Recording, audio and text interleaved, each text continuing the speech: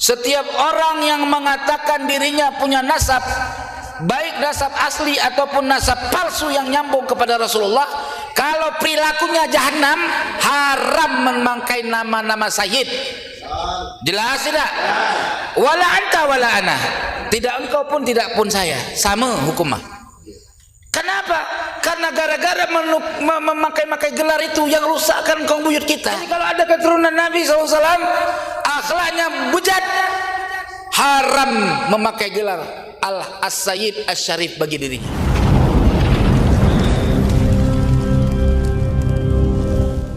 Assalamualaikum warahmatullahi wabarakatuh. Salam Pancasila. NKRI harga mati. Ba'alawi rungkat. Ba'alawi jahannam.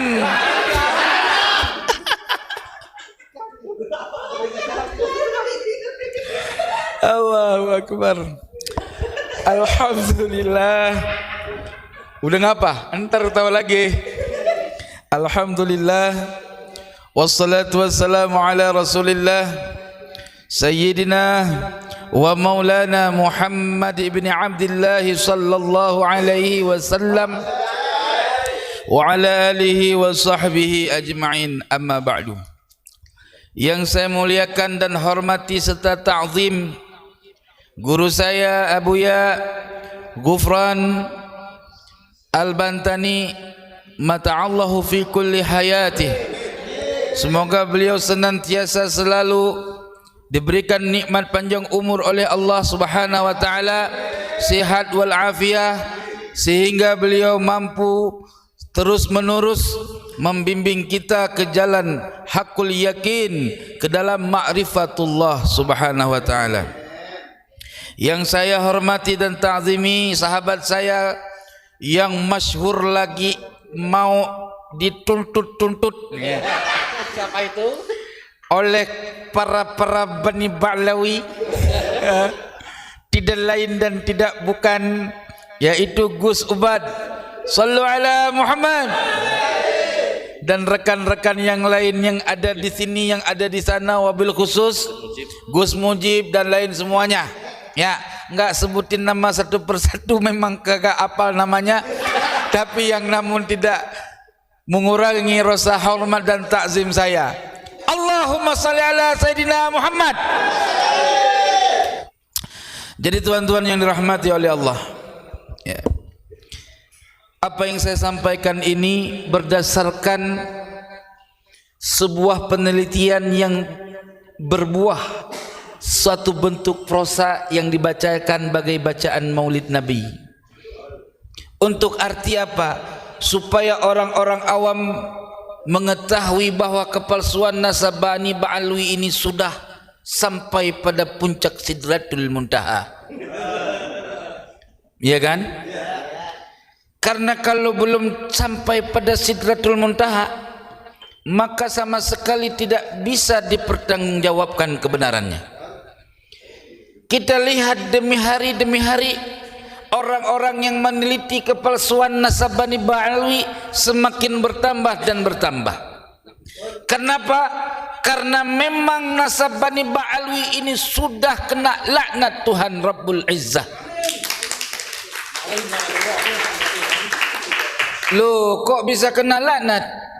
Yang namanya laknat itu Allah berikan kepada orang yang kena laknat, dijauhkan dari kebaikan dan keberkahan. Betul tidak? Kita lihat dari mulai nasab mereka dipalsukan, tidak ada sama sekali yang kekal abadi nasab mereka. Di zaman awal dibukukan nasab mereka sudah muncul ada penentangan, sehingga muncul karangan-karangan dari Ba'alwi untuk membenarkan statement orang yang menentangnya.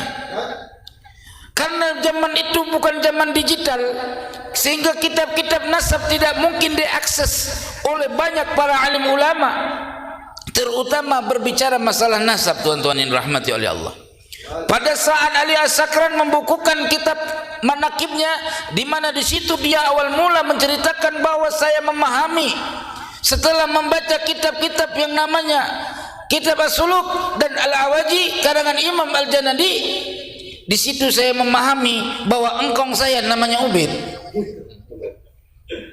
Lalu saya memahami daripada Ubaid itu adalah merupakan tasghir daripada Abdullah. Lalu Abdullah itu merupakan tasghir daripada Ubaid. Lalu Ubaid menjadi Ubaidillah. Kalau kita pahami begini tuan-tuan, Abdullah ditasghir menjadi Ubaidillah, Ubaidillah dibuang mudhaf ilaih jadi Ubaid. Ini adalah asumsi yang tidak dapat dipertanggungjawabkan tanpa referensi. Nabi Muhammad sallallahu alaihi wasallam punya ayah namanya Abdullah. Nabi Sayyidul Mursalin. Apakah Nabi tidak mempunyai sifat-sifat ketawaduan? Apakah anda yakin bahwa seorang yang namanya Abdullah adalah orang yang sombong? Bukankah ayah Nabi, engkong Nabi, sampai ke atasnya adalah tercipta daripada sulbi yang bersih, yang suci, sehingga lahirlah baginda Sayyidul Anam Muhammad sallallahu alaihi wasallam. Maka tuan-tuan yang dirahmati oleh Allah, kalau orang belajar tasghir dalam ilmu nahu, tidak semuanya Ubaid itu dasarnya Ubaidillah.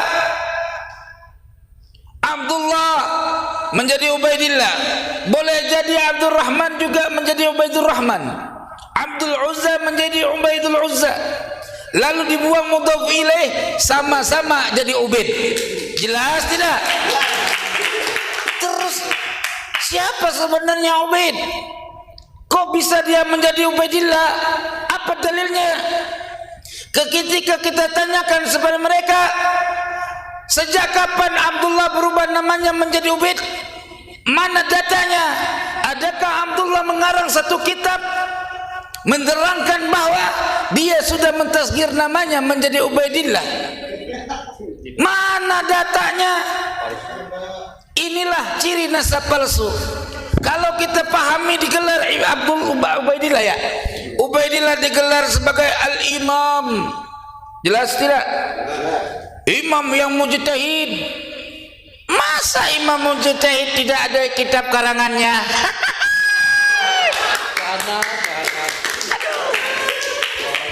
Kalau mujtahid zaman now, betul. Tapi ini mujtahid zaman baheula. Kumaha eta teh? Liar.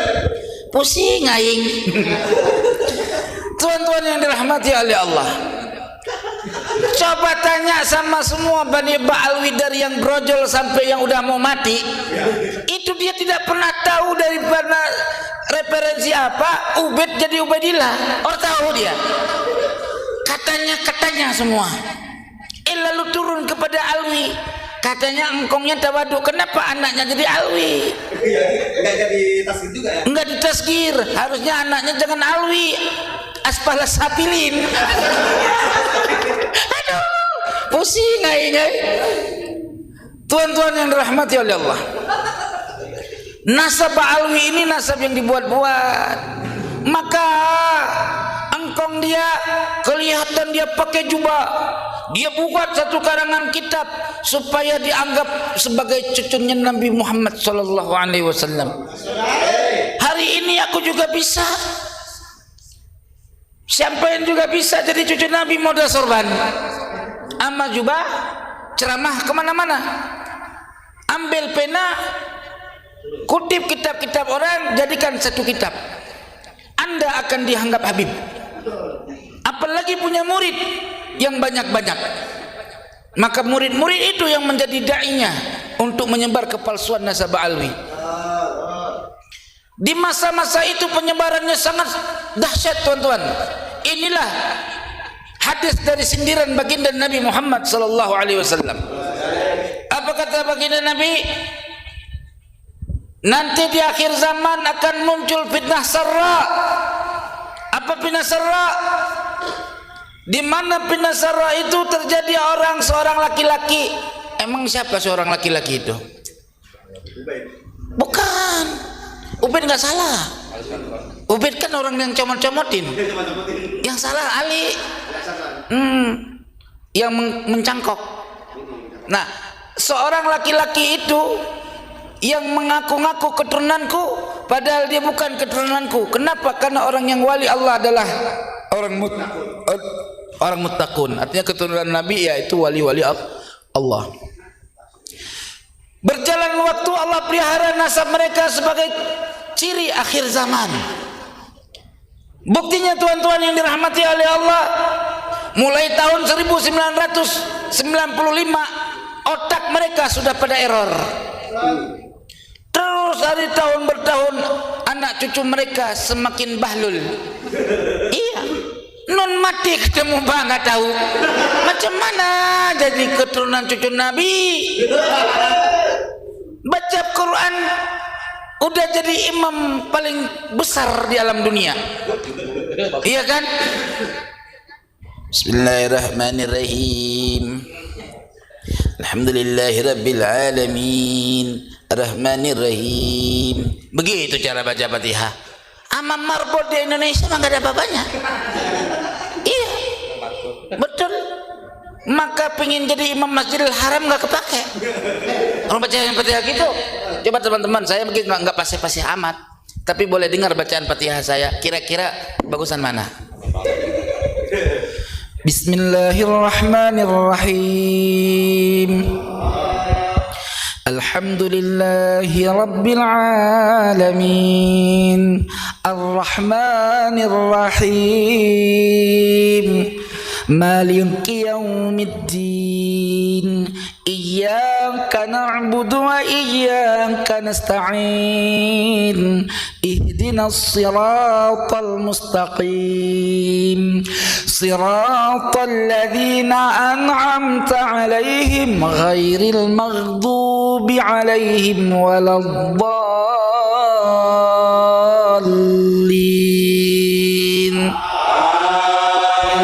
Kalau seleksi di Masjidil Haram masih ada nomor. Walaupun nggak kepilih, iya, tapi masih ada nomor, iya nggak? Tuan-tuan yang dirahmati oleh Allah, saking bahlulnya mereka nganggul-nganggul engkong mereka, engkongnya bisa terbang ke langit 70 kali dalam setiap malam. Aduh, bagaimana bisa terbang ke langit dalam setiap malam? Pakai apa? Sakti sangat. Sementara Nabi pakai burak, dia pakai angin, kan tak mungkin. Maka kalau memang betul ada amul faqih muqaddam bisa terbang ke langit ke Sidratul Muntaha 70 kali dalam setiap malam, sungguhlah Imam Ghazali menceritakannya. Pasti. Sungguhlah Imam Al-Haramain pun menceritakannya. Ya kan? Allahumma shalli ala Muhammad. Imam Nawawi mujtahid fatwa, tidak satu pun kenal dari golongan mereka. Macam mana pula? Sementara katanya Imam Sakhawi mengisbat. Bilangin sama mereka, aku sudah teliti matan kitab Imam As-Sakhawi. Ternyata palsu, teman-teman. Palsu, sisipan. Lo kok bisa bilang sisipan, Bang? Karakter ulama adalah berhujjah. Jelas tidak? Ketika setiap ulama mengisbat sesuatu perkara, tidak akan pernah terjadi bila mereka mengisbat sesuatu tanpa mempergunakan dalil. Jelas tidak? Ketika kita baca dari kitab itu, terkesan bahwa Syekh Imam As-Sakhawi kok kayak nggak jelas, kok kayak orang belum ngaji. Masa kalah sama kita yang lahir kemudian hari? Padahal dia tahu ibarat tuhfah. Syarat fatwa sesuatu harus menukil dari mana dia berfatwa.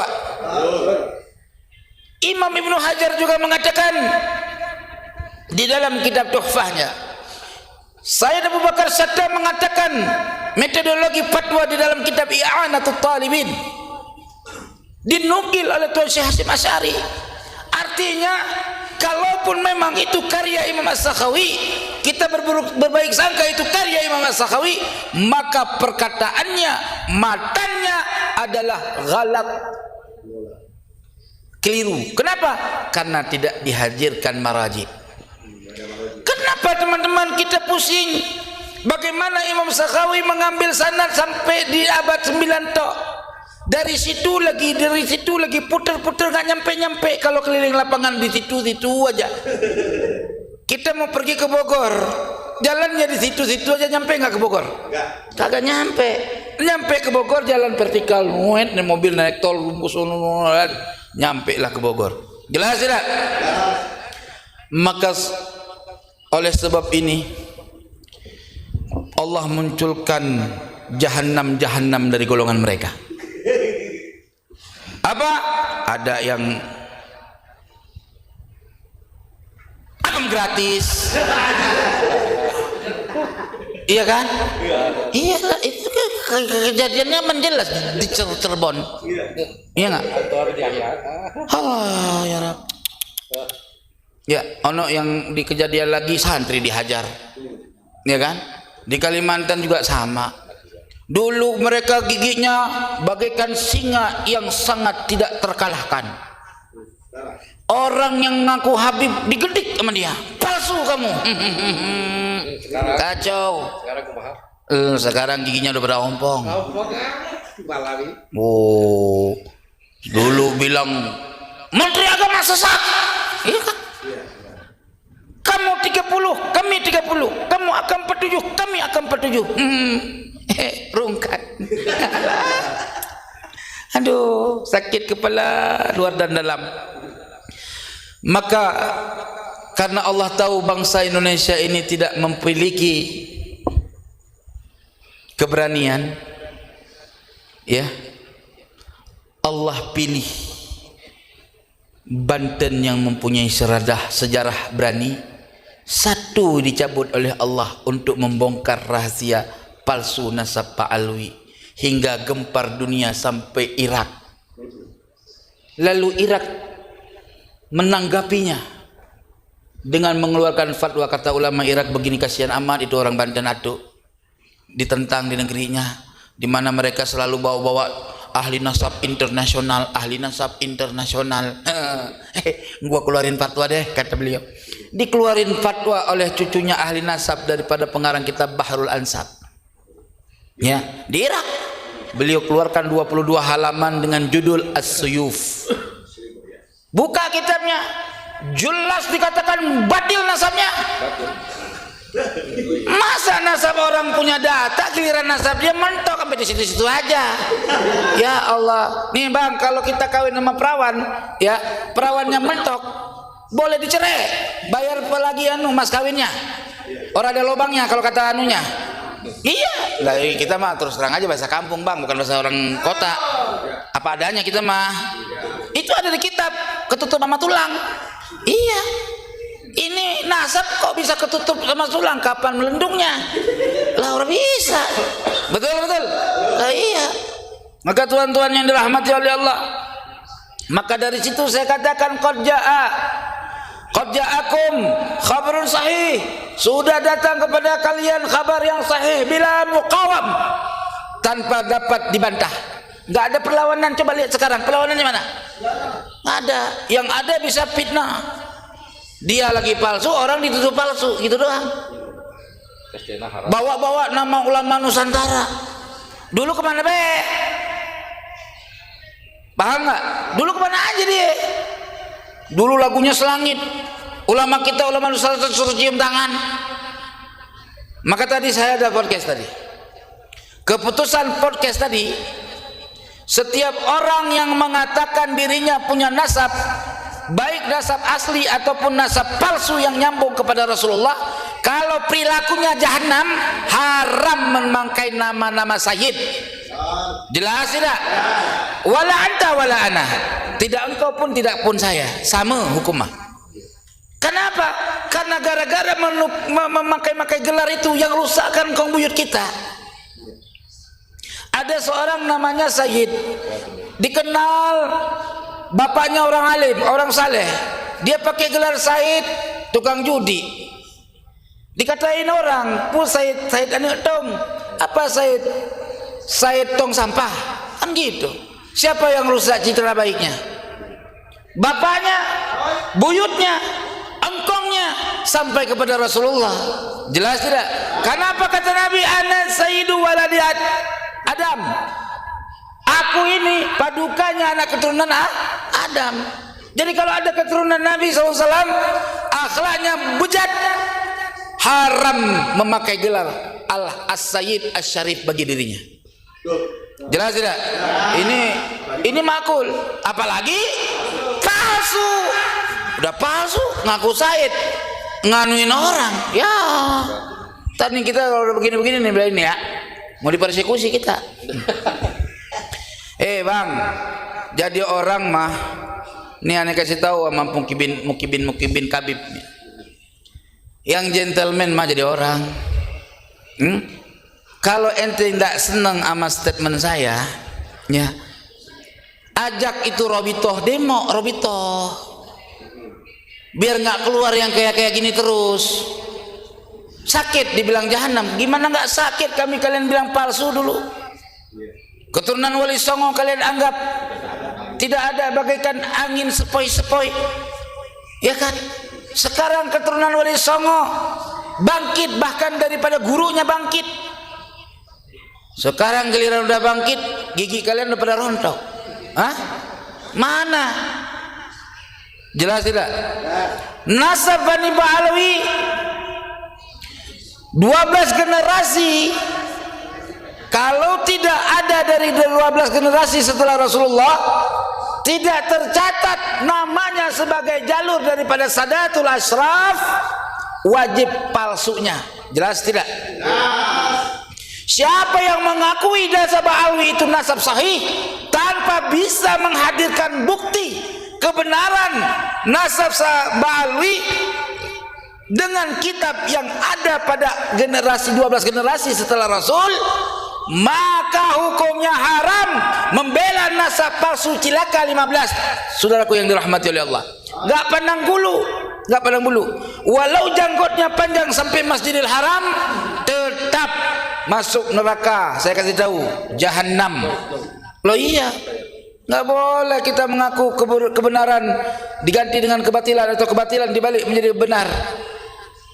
Wa qul ja'al haqqu wa zaqal batil innal batila kana zahuqa.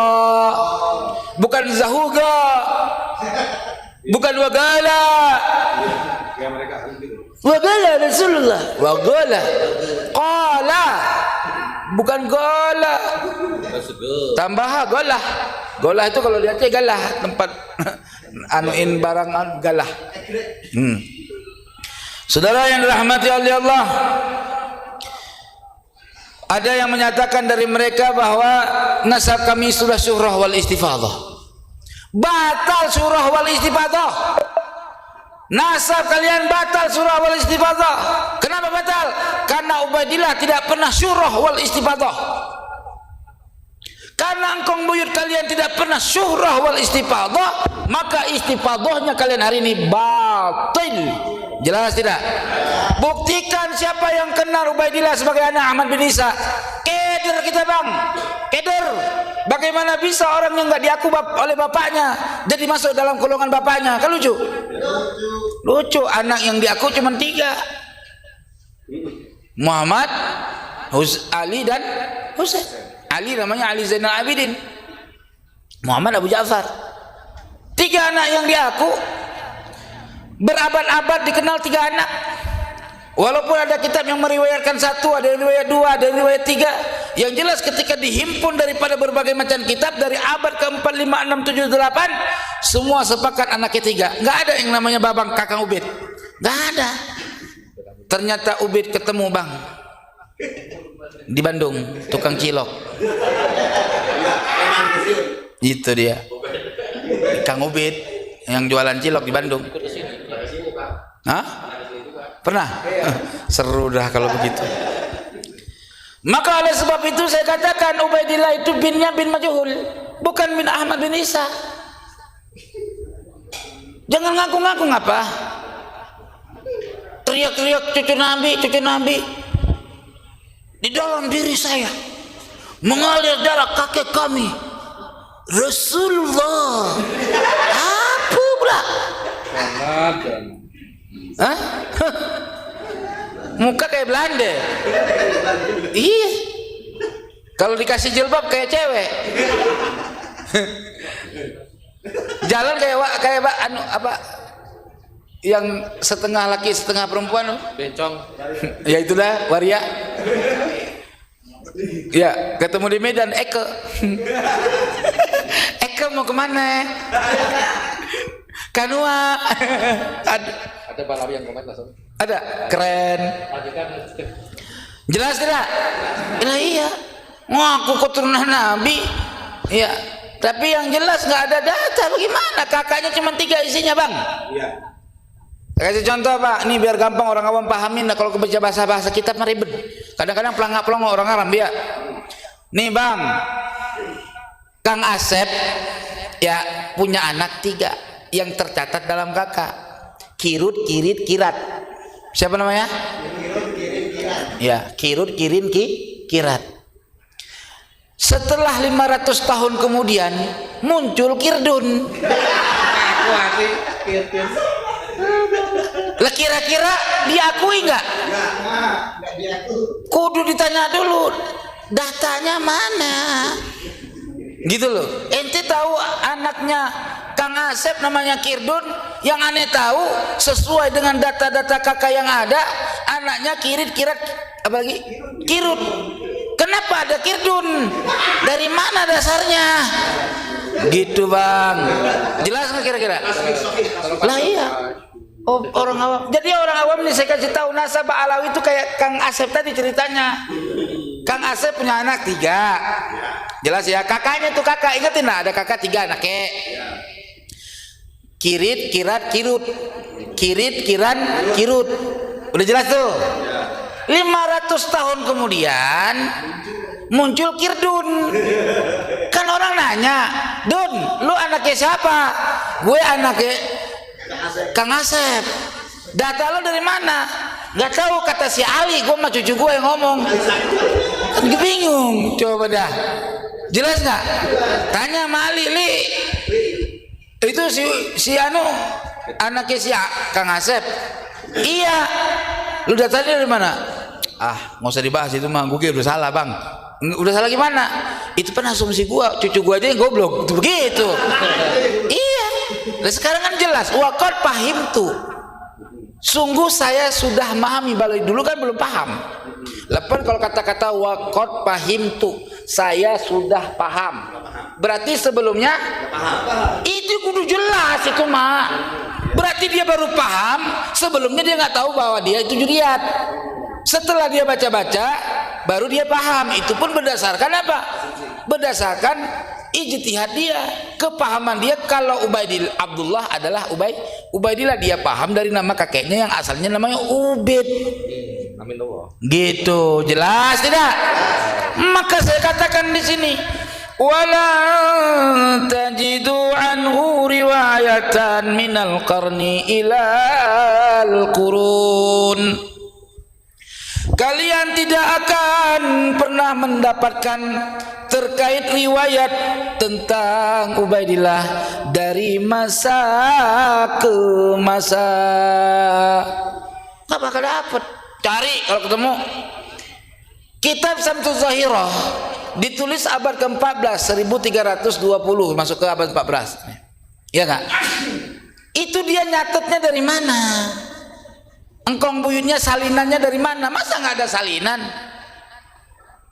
Nah, kalau kitab-kitab nasab lain seperti kitab Imam nasab Rifaiyah, ada data. Mereka punya keluarga mencatat kitab nasab mereka.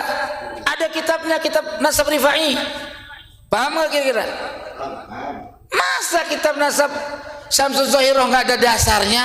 Dibuat tahun 1320 lebih, kurang lebih ya. Lalu dilanjutkan reformasi dengan kitab Al-Khidmatun atau Khidmatul Asyirah, terus dilanjutkan bikin sejarah supaya kelihatan benar dia punya keturunan. Cie main-main nih.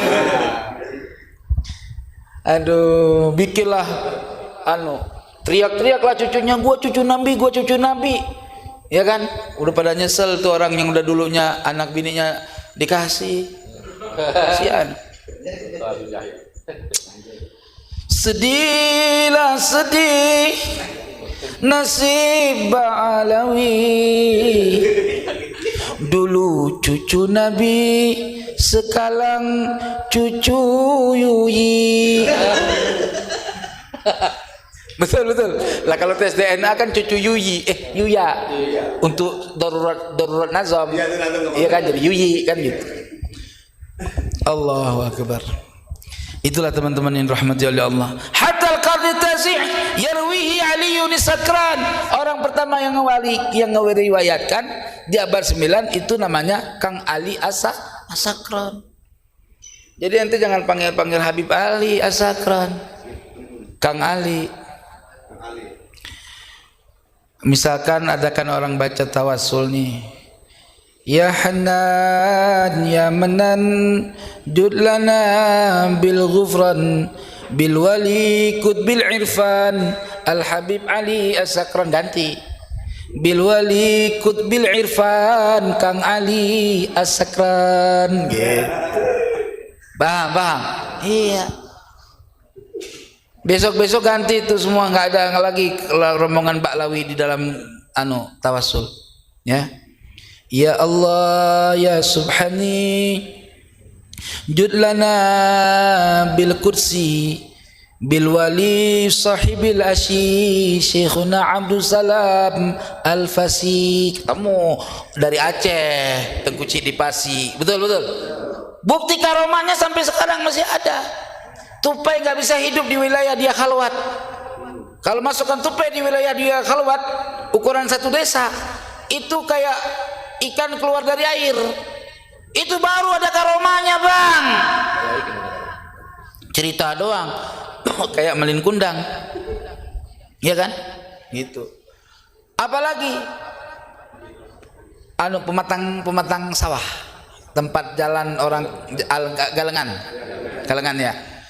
Dulu waktu Syekhuna Abdul Salam Al-Fasi atau Tengku Cik di Fasi, jasadnya dibawa untuk dimakamkan. Jelas ya? Oleh pemilik sawah itu nggak boleh lewat dari galengannya, karena dia nggak suka sama wali itu. Dilarang, jangan lewat harta tanah saya. Galengan, kalau lewat dari situ cepat nyampenya. Kalau lurus lagi muter jauh. Jadi supaya cepat lewat galengan. Ya kan, dilarang, orang boleh. Ya namanya orang dulu, ya udah nggak boleh pergi, ya kan, lewatin tempat lain. Apa jadinya? Pematang sawah tadi galengan sawah tadi sampai sekarang lembek. Sampai sekarang, bukti pergi sono. Dipasang, dibagusin, bagus, jatuh. Jadi nggak keker. Terus peninggalannya lagi, irigasi seluas kalau nggak salah 25 kilo, Lung Bintang, ya. Itu terjadi dengan berkat goresan tungkatnya. Ada bukti sekarang. Ini cucunya pegang tungkat. Jelas nggak kira-kira? Lah, bukan luka lagi, Bang. Innalillah udah. Jelas? Tuan-tuan yang dirahmati oleh Allah, jangan pernah mencintai nasab palsu, apalagi ngebela. Ya, saya sangat berharap kita bersatu keliling ke desa mana ada kiai mana yang ngakuin Ba'alawi, kita samperin, kita silaturahmi, kita berikan penerangan, kita berikan kitab, coba suruh baca, kita jelaskan supaya dia dapat kefahaman. Bukan kita perangin, tetapi kita harus memberikan informasi kemanapun, ya, supaya terungkap kepalsuan nasab Bani Ba'alawi ini, ya. Kalau tidak, kita nanti akan dituntut oleh baginda Nabi Muhammad SAW.